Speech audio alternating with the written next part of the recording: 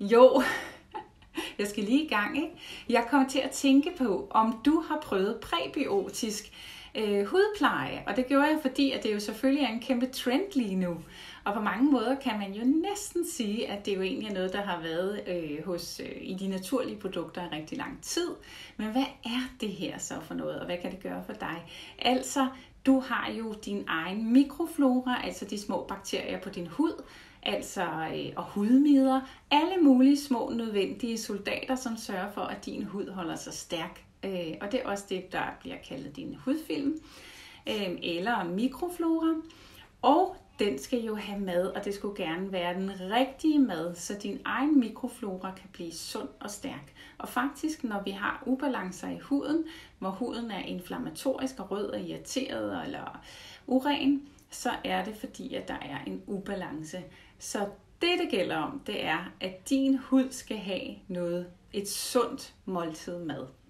Og faktisk har vi lavet vores Nourishing Face Oil Chamomile med præbiotisk botanisk planteekstrakt, hvor der ligger en masse studier bag.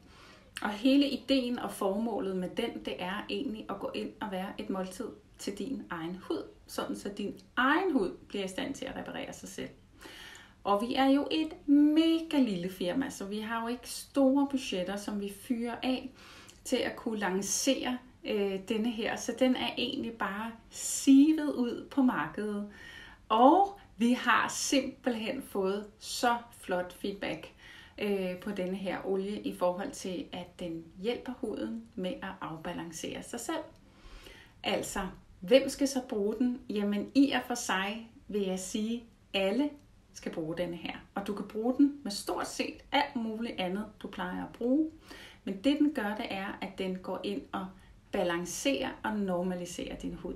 Det jeg så vil håbe på var, at du i hvert fald de første 3 dage kun brugte Skøns præbiotiske ansigtsolie. Fordi hvis du mixer den med alt muligt andet, så forstyrrer du det her måltid.